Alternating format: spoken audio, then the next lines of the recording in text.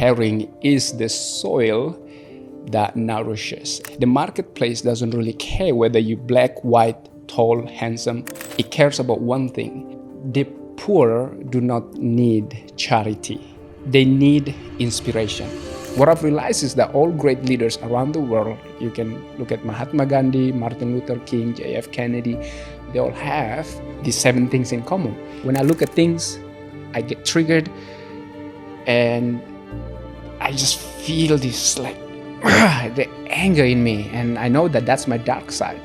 To do something about it is to educate these kids that, hey, someone will become the next president of Indonesia. Why not you? Someone who will become the next best-selling author. Why not you?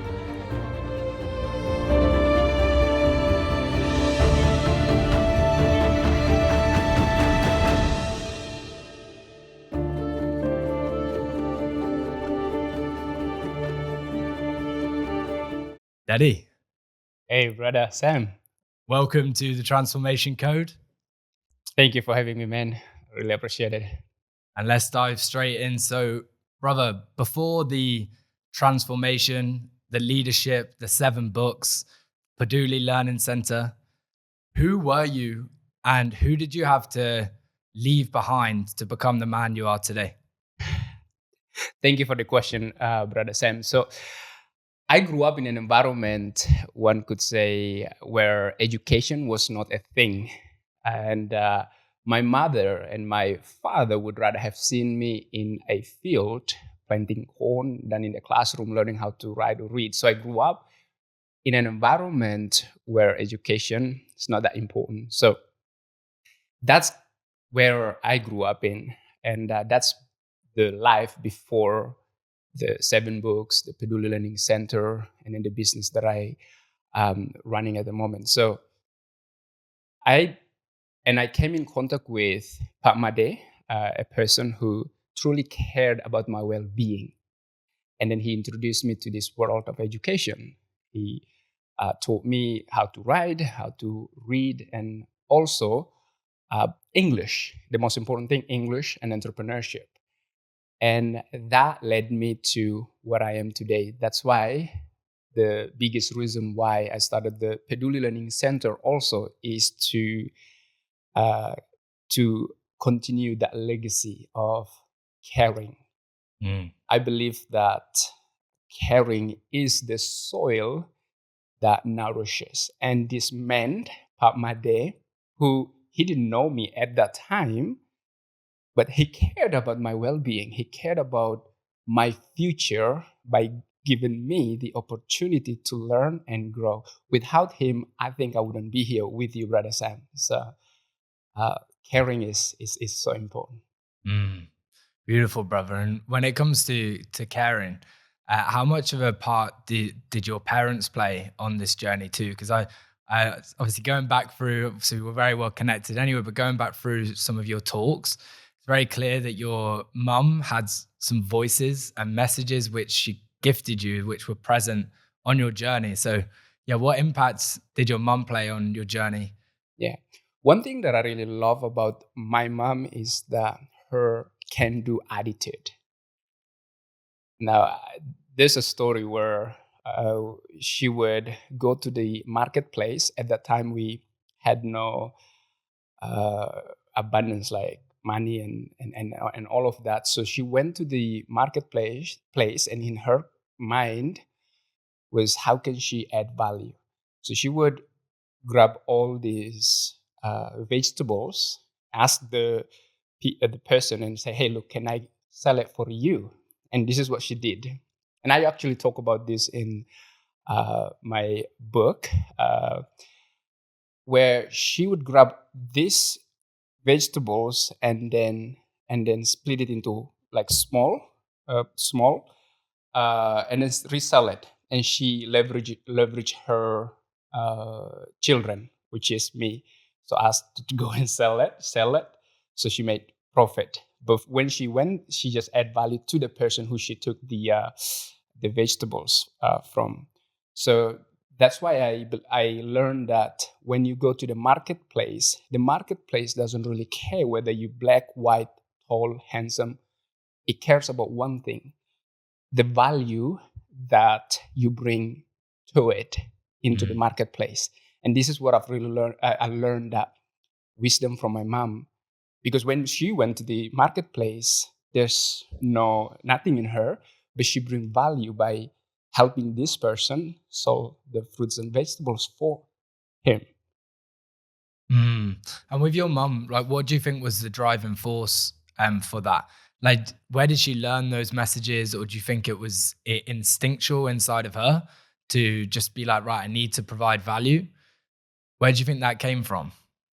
I believe when you are in the survival mode where your life is all about providing for your children, that becomes your life mission.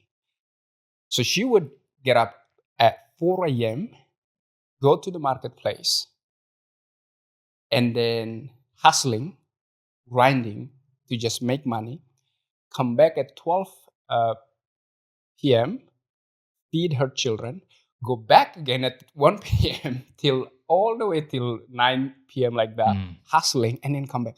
I was like, wow, she's, again, if you are in that position where surviving or to keep your children alive is the only thing that you can do, then that is your life mission. And for me, when I witnessed her did all of that, I realized that um, it motivated her to sacrifice uh, and to do all of the things to provide for us at that time. Because my dad, at that time, she left because of the war and all of that. It's a long story, and then she became cut off from reality, one could say. Where so then left my mom to look after us at that moment. So your dad left, and then your mum needed to look after Yes, you. As look a after all of us, and 9 of us. 9. Yes. Wow. So yes, and she's amazing in her, and I learn a lot, and from her is that can-do attitude Mm. and not complaining. What I've learned also from her is that she's never complain or blame. She would just find ways or solution to provide for her children. Wow. What an amazing woman. And yeah, from that space of survival with 9 kids to provide for, what was the financial situation like for her? What was life like for you as a family in those times? In those time, the life in terms of financially was difficult. Therefore, education was not in our reality, and so we had no electricity, had no resources such as books to read or to learn and all that. So I decided to follow my brother, my big brother, to the city. And then when I went to the city, first time I witnessed, I saw this thing called light, and I was like, oh wow, what is that thing? I was fascinated with that thing, and then also with this black box with tiny people in it. And I was like, what is that thing? And now I know that thing called TV. And I got to the point where I looked behind that thing and I was wondering if people go in through that thing. And it was so funny, like my experience when I from the village to the city where you discover electricity, where you discovered TV, and I that's the reality. But I follow my brother, and then from that point where I meet Pak Made, and Pak Made introduced me to English, entrepreneurship, and Bali. And long story short, I ended up in Australia for to live there, and I become a trainer in fitness industry for 7 years. So I was domesticated by Western's way of thinking. Mm. And so when I returned from Perth, Australia, I combined the two, the local way of thinking and then also Western way of thinking. Mm. And to be honest with you, I live in the most beautiful world right now in terms of both world, Yes. local and Westerns. And this contrast between, like local Western, Eastern Western is something that's a fascinating concept because, coming from, Western UK, then to come to a place like Bali and have the blessing to spend a lot of time here and spend time with people like you pick up a different way of living. And what's fascinated me with the way that many locals live is on paper, they don't have a lot, yet internally they seem to be shining. Like, when someone shines inside out, they're like a bright light. You can see it in their skin. Like when I'm back at home, there's so many people who on paper have so much, yet inside they're empty, always chasing more. So I'm curious, what parts of the Western do you think are the parts that you've integrated and the parts that you don't want to integrate? Powerful question. In terms of the Western's way, I love when it comes to organizing things because when I went to Perth, the country is very well organized compared to here in Bali, like the traffic, everything is just chaos.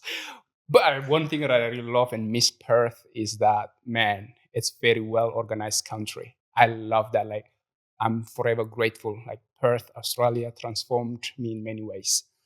So that one thing that I really love about organizing your life in not just in the government stuff like the traffic and all that stuff, but just in life as well. People are very well organized. They will think ahead of like 3 months or 3 years ahead of. They're very future also driven, and so that's what I really love about integrating that into my life. And then in a local way, or Eastern's way of thinking is that live for the now. For me, I believe in both, right? So you be present with whoever that you are in front of, and also you be present, but also think of a plan for the future for me. So keep that balance between presence and then also future. So that's kind of like what I really love from both worlds. And from experience in Perth, what parts would you not want to take from a Westerner's perspective? The individualistic way of life. To be honest with you, when I was in Perth, I lived for like 4 years and I didn't even know my neighbor because we would get to the point where we like look at each other, but we can't like purposely ignore, like not to look at or say hi. I didn't know my neighbor. That's kind of like, that's one thing that I was, if I, I don't really want to take that's very individualistic way of living. I mean, nothing wrong with it. It's not about right or wrong. It's what works for the individual.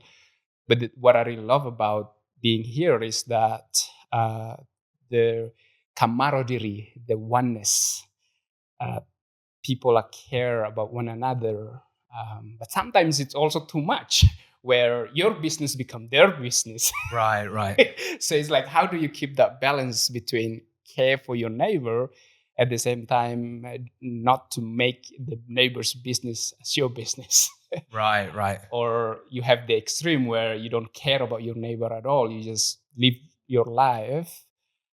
And so how, for me, it's like how to balance the two as well. And I see this in the UK a lot. What you shared there is where, like your neighbor, where you just in your own home and your neighbor, there's this less so much, not always, but less as much of like this community feel.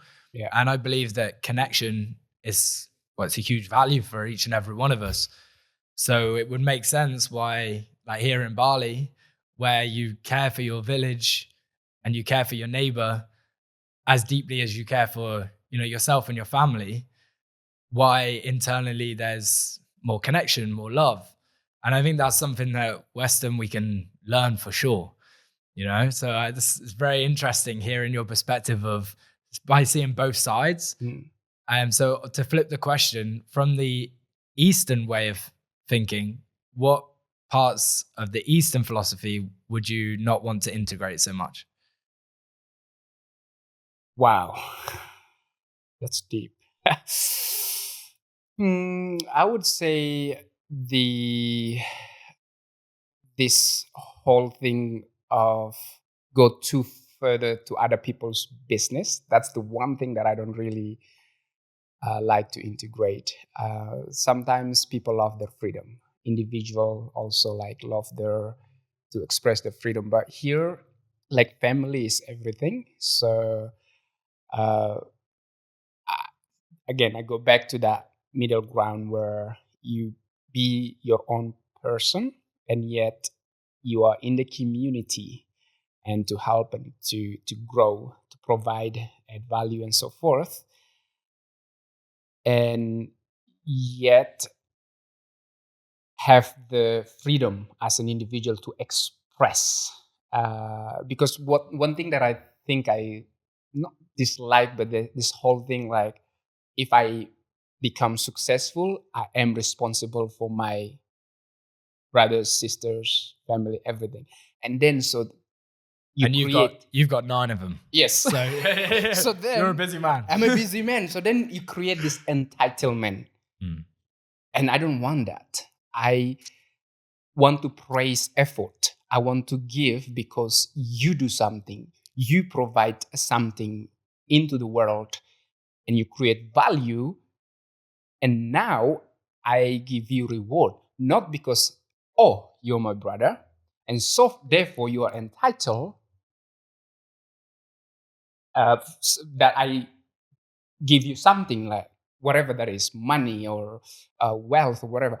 So there's part that I disagree with because if I do that, then what happens is that they go out into the world, they just expect things for free.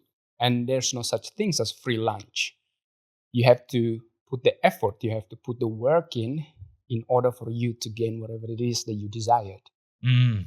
And this is a similar thing to what happens in the UK with benefits, for example, where I had a friend growing up where his mum, she could have gone and she actually reduced her hours because then she would be able to get more pay through benefits through the government system. So the government were actually rewarding her for working less. She would get paid more for working less. So she was like, why would I work another 20 hours? Because I actually am going to be paid less to work 20 hours.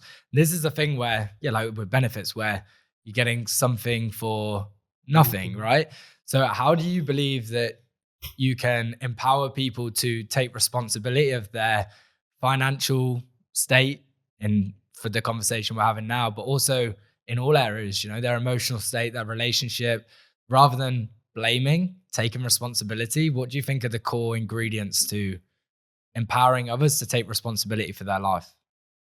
I believe that uh, when you want to help the poor, you give them the tools. So the poor, the poor do not need charity. They need inspiration. And this is what I've learned. I learned the hard way. When I was in Perth, I have access to money. So what I did, I would just give to my brothers, to my family. My mom say, oh, I need this, and I would just give. What happened is that I made their life worst. What they did is they just my for example, my brother, he would go and then drink and get wasted. And I was like, oh my God. I created this monster. And he would go and like just this uh nasty thing to his family, his wife and all that stuff. And I was like, I created this because I give the impression that life is easy. and here's the money, and so forth. So from there, there's a saying, I think, in the book, The Science of Getting Rich by Wallace D. Wattles. He talks about wealth and the poverty. And he said that poor people, they do not need your charity, your money. They want, what they need is the inspiration, the picture that you can paint in their mind of possibility, of what can they achieve. So now my focus is, when my family came and asked for money, for example, I say, okay, what can you do or add value to my life or to the world that I can, and so that I can give you the abundance. So they're like, okay, open a kiosk. Kiosk in is like a small mini market. Okay, cool. Start that, and then I invest in you. Online, you need sell things online, for example, on Shopify. Great. How much do you need? And then I teach them how to uh, manage their money, right? From the book Rich Dad Poor Dad by Robert Kiyosaki, the financial statement and all of that. So I introduce them slowly to that idea of managing their money. So I think, come back to the question, is that they need inspiration and the picture of what's possible. Mm. And bro, I've got to ask, like, where does your drive come from? um, every morning when I wake up, I would say to myself that I envision this. This is where the drives come from. The vision where every man and woman in the world waking up feeling strong and empowered, so that when they go out into the world, they lead themselves and others in a loving and empowering way. This is the reason why I wrote the book Empower Yourself, why I wrote the book Leaders, Becoming a Leader People Love to Follow. The idea behind it is that I envision that the world that we live in, where men and women, they feel empowered in themselves, they feel good. And that comes from energy. I believe in energy. Energy is everything. When I said energy, is your energy in terms of your physical energy, your mental energy. And we live in a world where we are full of distractions, right? It's like, how do you manage that distractions? How do you manage your diet, your nutrition, right? And exercise and so forth, so that you have high level of energy in terms of physically and mentally. So the drives comes from this desire to spread this message through, one could say, words that other people can relate to. Yeah. Mm. So the drive, yeah, comes from almost like this vision that you've created in your mind of a better world, people waking up feeling empowered, feeling full of life, feeling full of energy. But I'm curious, like, what do you think was the difference between yourself and your other brothers, sisters? Some of them, like, I'm not sure what path all of them have gone on, but like the path which you shared, where your brother, even with the abundance, went down a path of more drinking and alcohol and partying and more of a downward spiral destruction. Like, what's the difference between yourself? Like, what's inspired you? What's given you this drive? Certainly. So I believe environment. So let's say, if even I have this drive, and yet you put me in an environment where I am surrounded by drunken person and unmotivated person, I ended up become one of them. So this is a saying, right? You are the five people that you surround yourselves with. I am so grateful that I have access to amazing people like you, for example, Sam. Your generosity, your kindness, your uh, just this wanna serve and wanna give and wanna help others. It rub on me also. You remember the call. I Yeah, always remember that the call, they're right? cool. The Yeah. call where you came to the garage and you look at the whole environment. You're like, okay, there's a kids there learning, and then this small space. And then you went to UK, right? And then you called me. You said, look, why not we build the school for these kids? And that just create this amazing place for these kids to learn and grow. So I believe it's the access and the people that I surround myself with. Being at the gym also helped a lot. I came in contact with people from all over the world where they open my perspectives, they open my view about the world. And yeah, like one example is perfect example is like you and I, we started something beautiful in terms of making an impact in the community level and also in our future in terms of investments and all that. So that's why I'm so happy and grateful to have you in my life and to embark on this journey together. Blessings, brother. Yeah, it's been what a journey it's been from the beginning with Peduli, where I never forget where you were teaching these kids in your garden, Yeah. just outside, and then while you were personal training, and we would go to the same gym, and then we would grab a coffee afterwards and chat about dreams and vision and goals. And I'll never forget you were like, yeah, the dream is to build a school for these kids so that I can educate them and give these kids what I needed when I was young. So the foundation being English and entrepreneurship, so then they can speak the language of the masses here in Bali, and then also have the entrepreneurship hat so they can take an idea and turn it into something that they can monetize and add value to the marketplace in Bali. And then, yeah, for going back home and then making the call. And I'll never forget, we had that call and we made the decision, right, we're going to build this school here in Bali. And then you were like, right, let's go. And then I was thinking, right, this is going to be like a few months process. And then the next day I received like a call and you're like, hey, bro, look. And you're showing me, and there's already this overgrown like kind of rice field. There's workers chopping it down. They're like, look, here's the land. We're building the school here. Like, this is it. I was like, wow, like this. It was one of those moments where when things are in alignment, it just happens. And also when you've got the right partner and person, things happen because you just are an action taker, right?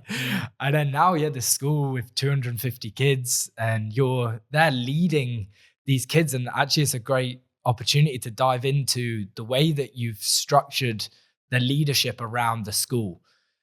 Because when people like myself or others come into the school, it's amazing how there's a framework for how these kids are developing. And also we can dive into the future vision of where you believe these kids are going.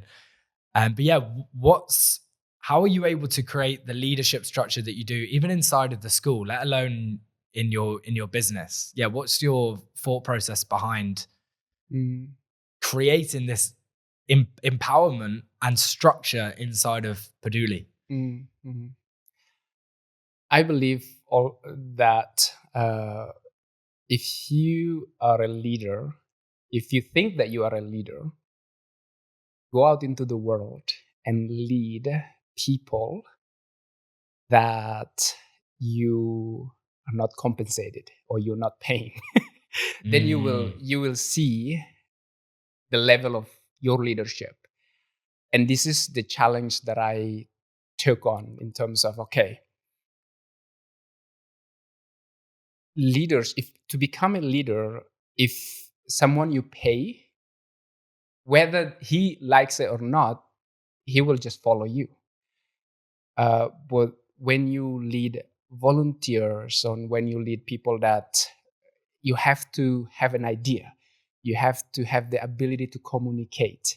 So I challenge myself to put myself in that situation so that I can grow, so that I can learn leadership principles. And it comes down to a simple 7 steps that I wrote in the book, Leaders Becoming a Leader People Love to Follow. What I've realized is that all great leaders around the world, you can look at Mahatma Gandhi, Martin Luther King, J.F. Kennedy, they all have these 7 things in common. They are great at listening, they empathize with people, they're authentic how they show up in the world, they dare to dream big, dare to express themselves fully. They also empower others. You, you, you hardly see people that are good leaders is disempowering others. No, they empower others. They take full responsibility, and also they're selfless. So these are the principles that I've learned along the way to lead this nonprofit organization. Because when it comes to the nonprofit organization, from the staff and people that come and volunteer, from the kids, it's not enough to just like tell them what to do. It's understand them. And we are talking about the parents, we talk about the kids, we talk about the volunteers, the staff, the team members, and a lot of things that you need to understand, or to really get to the point where you look at the world from their perspective, and literally just there's no self or ego. You go there with the intention to listen, not to reply, but to understand. There to really put yourselves in their shoes so that you can see the world from their perspective. So that's why I passionate about leadership and teaching this leadership. And now I work with people like Mexico, people, Damaria, the supervisors there. I train in terms of leadership principles, and I work with other companies from Australia as well, train their team members in terms of becoming a good leader. So yeah, that's where the principles come from. It's amazing, bro. Yeah, because it works like clockwork Mm-hmm. in the school. And the one of the principles which is so powerful, which I see in the kids, is when you teach, you learn twice. Mm-hmm. Yeah, I love this principle which you share and you've integrated into Peduli Learning Centre. You know, rather than it just being the teachers who are sharing, Mm-hmm. it's so clear how the layout is. They learn something, and then you're like, right, who here wants to share? Mm-hmm. And then one of the kids then goes up, and they then share the same principle, and they teach the other kids. And it's this in our education system, it's very rare Mm-hmm. to see that. Normally, it's okay. You just have a teacher who's sharing all their information, telling you what to do. If you speak to a friend, they tell you to sit down and listen, like be quiet. Whereas in Peduli, there's this culture where we're empowering the kids to find their voice, Mm-hmm. empowering the kids to not just learn, but also to teach. Mm-hmm. And that's a core principle of leadership too. So Mm-hmm. yeah, where did you learn that? Yeah. So by the man Jim Quick, Nice. the book called Limitless. His principle was all around that. When you teach, you learn twice.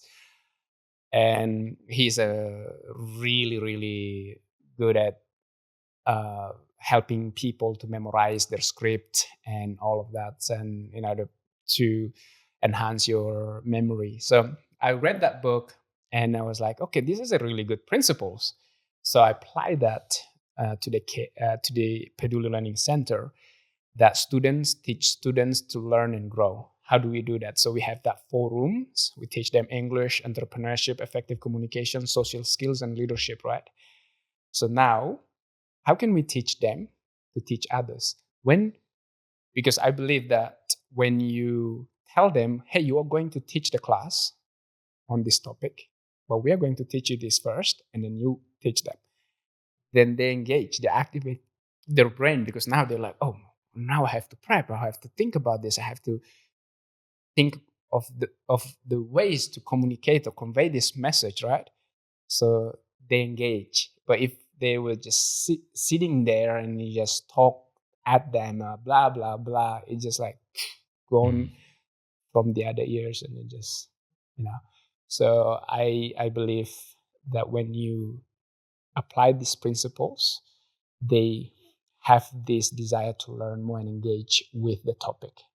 Mm.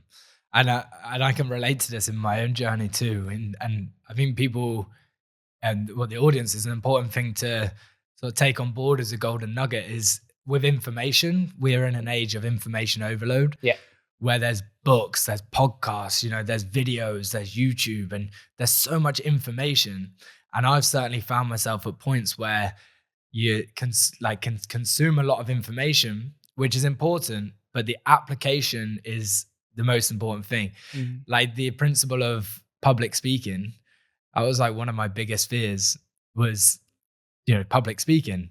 Even like in school, when there was just 5 kids and we had to do a presentation, I remember standing up and going bright red like a beetroot, and I couldn't get my words out.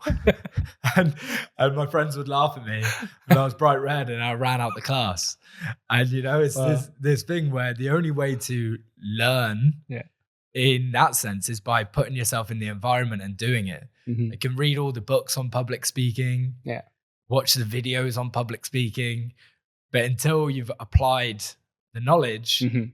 then it's just knowledge, right? It's not Mhm. actually embodiment. Yeah. Yeah.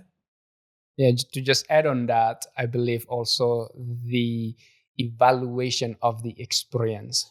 So, yes, learn the principles of public speaking, apply it.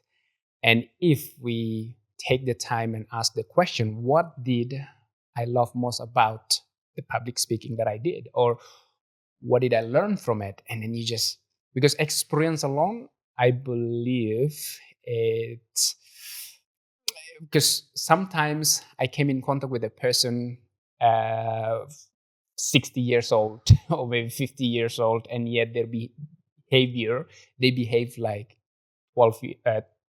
20 years old person, like Yeah. emotionally. They gone through experience in life, but why is it that they still in that mindset? How they resolve conflict, how they respond to life in general. So I believe that evaluating the experience also is so important. So the questions such as, what did I learn from this? Like even after this, when I go home, I'd sit down and journaling on that question. What did I learn from the conversation that I had with Sam? And what did I love most about it? Mm. Yeah, that's so true. Actually, it gave me a light bulb moment there where, isn't it fascinating how someone can be 60 years old, have gained so much life wisdom, Wisdom. probably been gifted the same lesson Yeah, over and over and over and over over and and over over. Yeah. again. And then they still haven't learned the lesson. Like, why is that?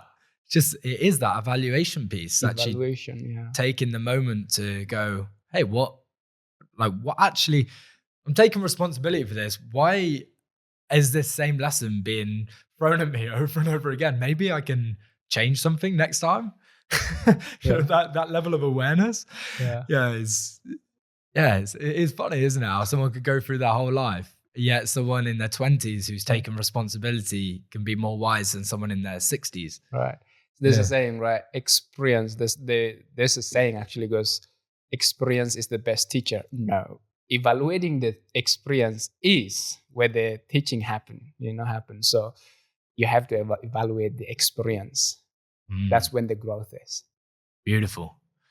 Right, brother. Yeah. So let's take a switch here. So when you've written 7 books and leading a non-profit organization with Peduli with over 250 kids, going into and teaching leadership to, big companies, with all of that, what parts of you had to die so that you could be the person that you are now, where you're empowering others and being the leader?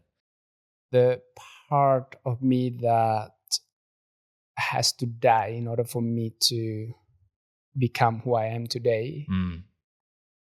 is this timid, fearful person, one could say, timid in the way that when there's an opportunity, like for me, I believe that like everyone, we are presented with opportunity. Um, and if I don't have the confidence to ask, And this is what I learned from my mom. It's the to just ask. You went to this person and like, can I sell your fruits and vegetables for you? Dare to ask. The person that I need to let go is this timid and afraid and fearful person, uh, in order for me to level up. Like, for example, if I didn't come to you and ask for help, or ask for someone to help me, show me how to write a book, then I wouldn't be here today. So I believe that courage to ask for help is so important. So the person that I need to let go to help me to become the person that I am today is that fearful person and that timid person. Yeah. And does this fearful, timid person still show up Now and then, sometimes? it's always there. Unfortunately, it's always there. It's the battle that you have to face every day. Especially when you are hitting the ceiling. Like for me, I have that, right. My next growth is here, but then my fear, shy person, is keeping me down here. And when it comes to leadership also, if my level of leadership is 4, then I can only lead the 3, 2, and 1 level of leadership. So in order for me to be able to lead the 5, the 6, the 7 level of leaders, I need to increase my leadership, led. Um, so in order for me to jump up to that next level, I need to let go of the known, the things that I know, and jump into the unknown, to learn new things, to explore new ideas.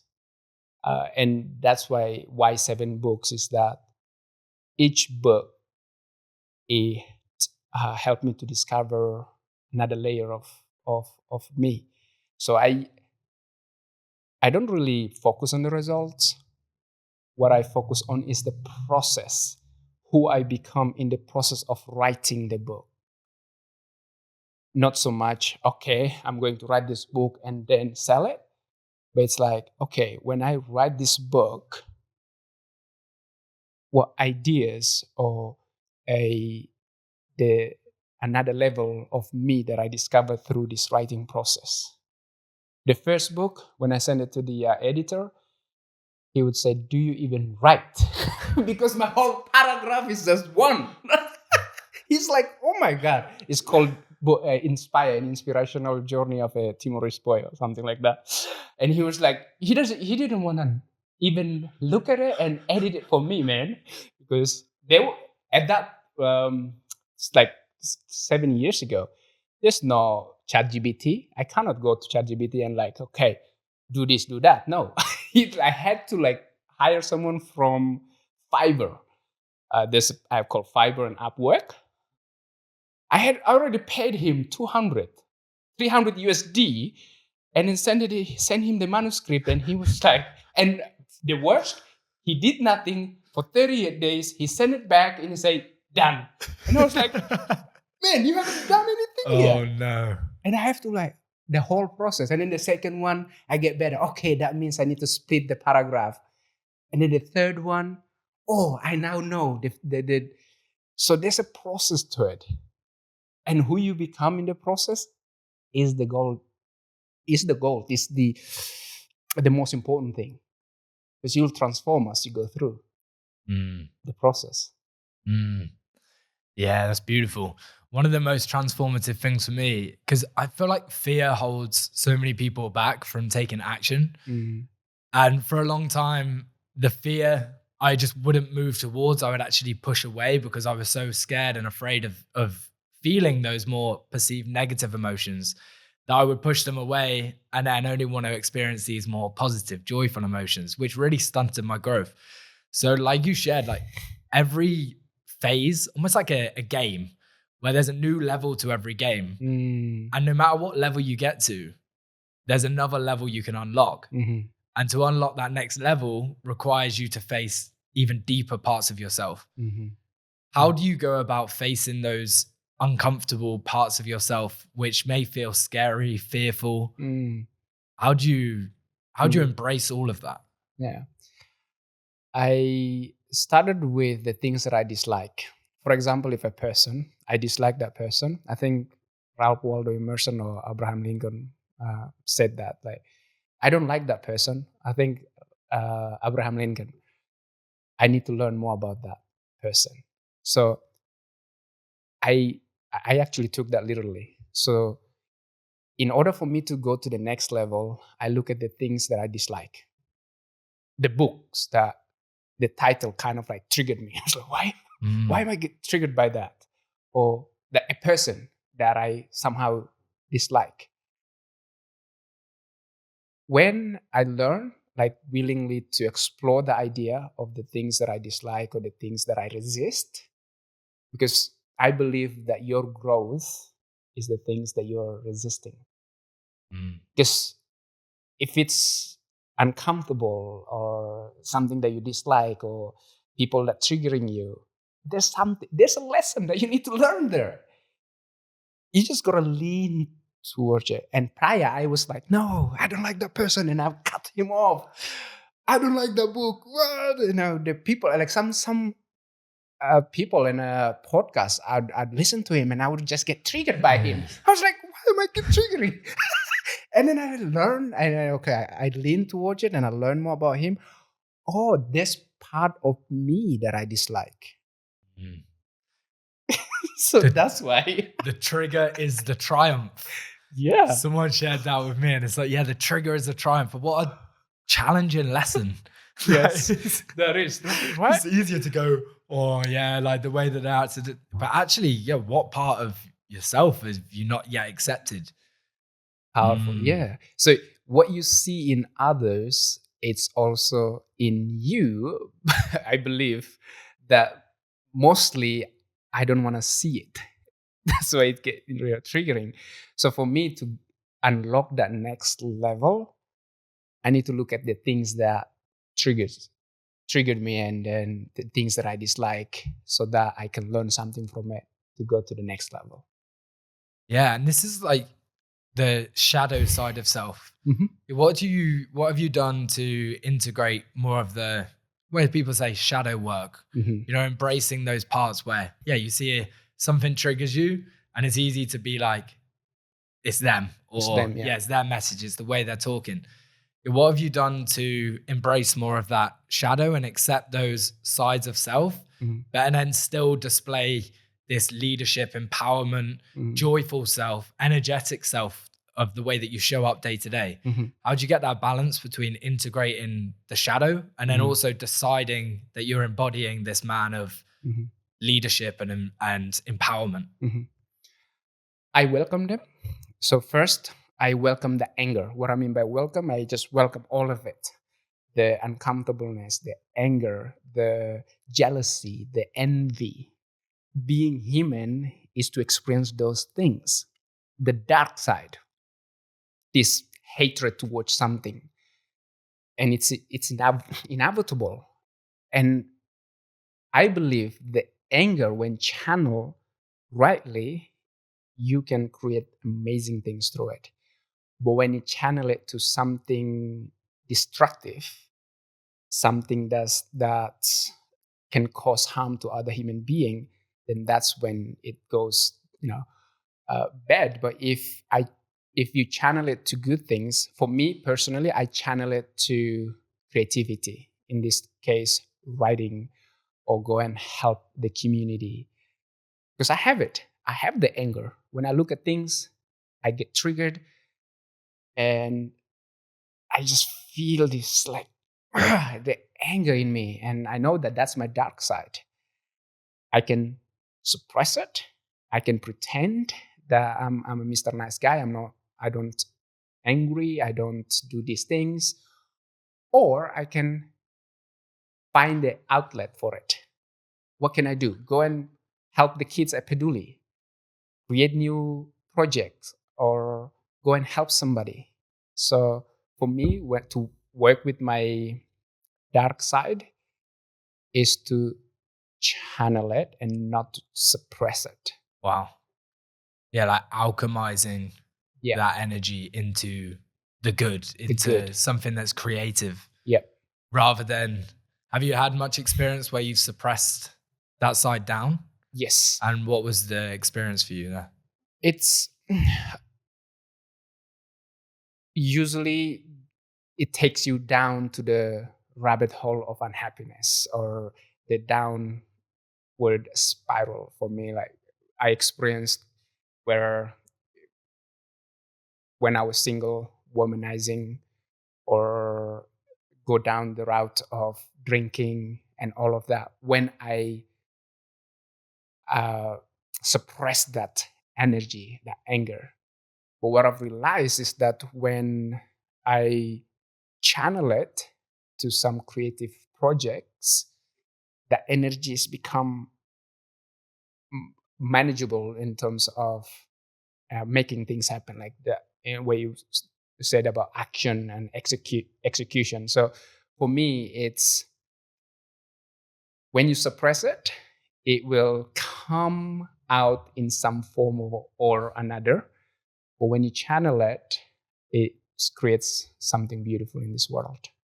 Yes, so channeling that energy is so we can move through and create something new Hmm. in our life. Yeah, I think we're always creators, always creating the next level. Hmm. So I'd like to get to know now the 2.0 version of Dedy. Hmm. What does he look like? What does he embody? What Hmm. does he have to leave behind Yeah. to create your next your next 5, 10 year vision? Hmm. I'd love to get to know that person. 2.0 Dedy. Wow. Thank you for that question. So, okay. A person that care, cares so much about the world that he is willing to do things uh, selflessly for others.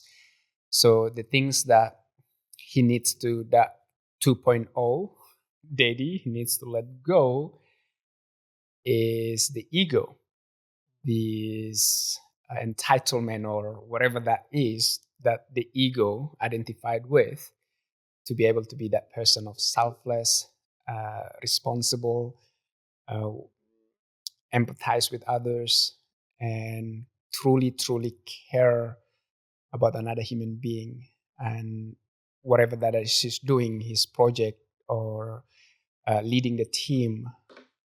I believe the 2.0 Dedy is that person who truly cares about another human being. Beautiful. And what is the vision over the next 5, 10 years with your leadership and Peduli? Peduli built 500 schools around Indonesia and beyond. I believe so. The one that we are that that at the moment we're running, it's the prototype.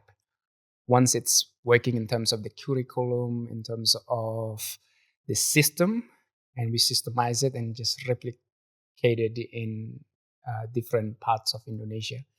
As you know, Indonesia has over 17,000 islands and remote islands. So it's the vision is how can we reach those remote island to teach them about the things that we are teaching them at the moment: English, entrepreneurship, effective communication, social skills, and leadership. And so, yeah, that's the vision for Peduli. And what impact will that have on the next generation of in Indonesia? Like, why is that so important? I believe that to change the world, you start with the kids, and education is the key to break the cycle of poverty. We can blame the government or blame the people in power, or we can do something about it.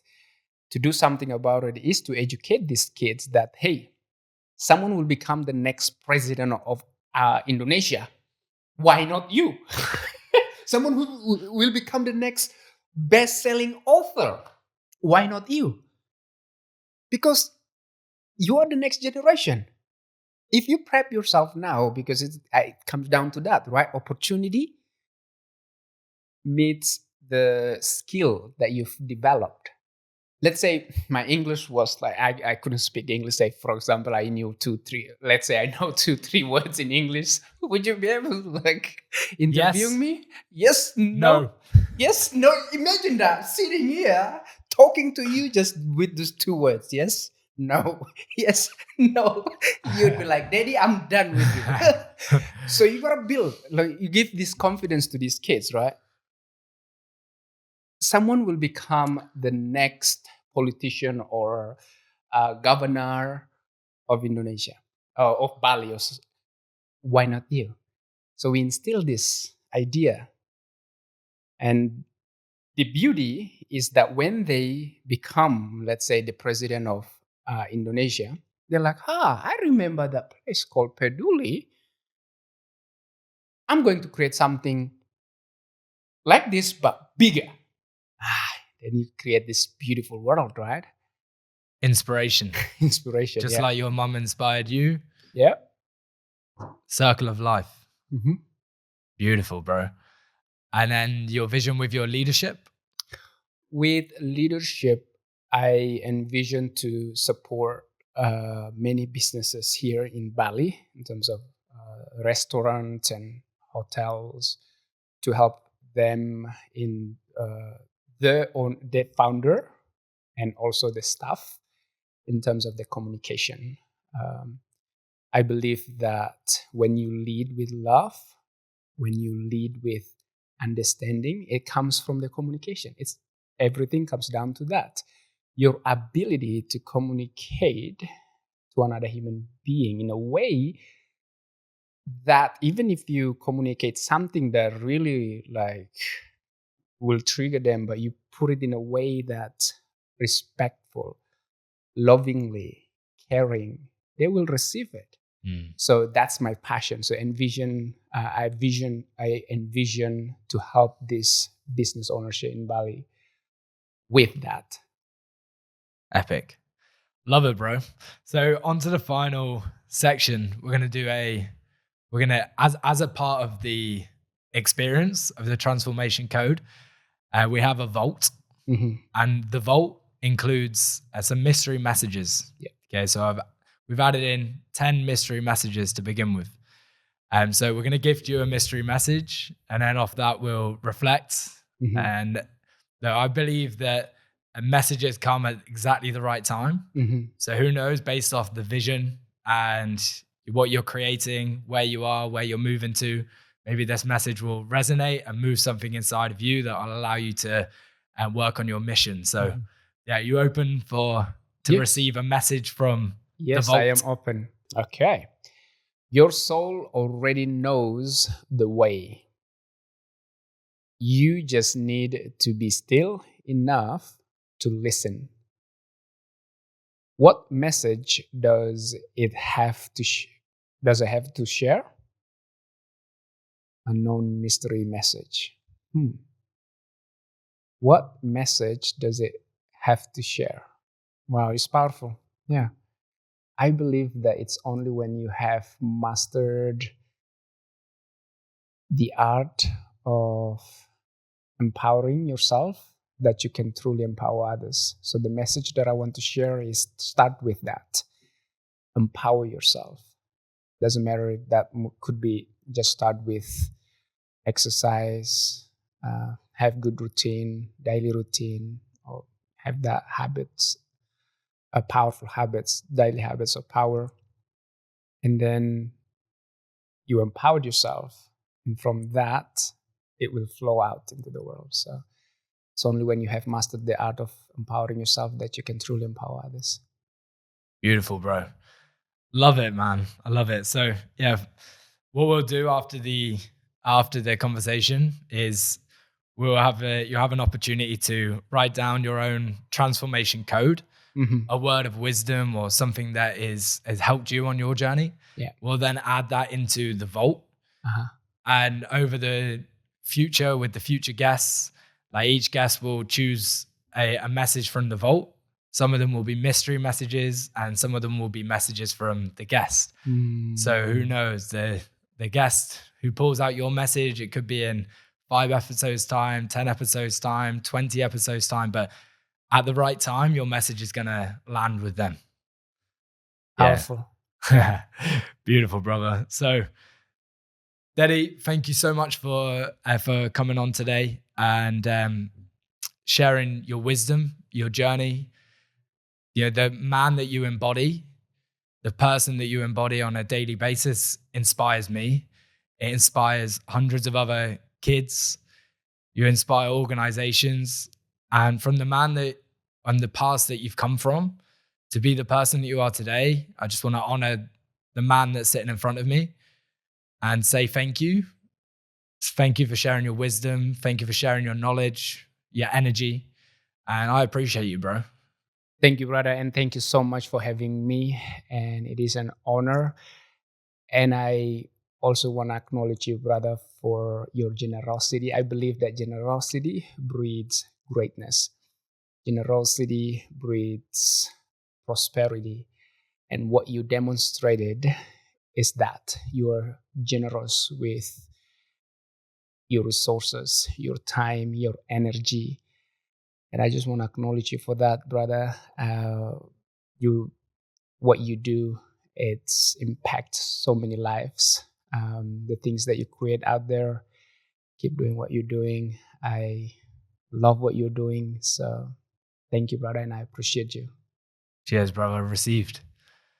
So to finish off, have you got any final words, or what final words of wisdom would you like to share to the listeners? Caring is the soil that nourishes.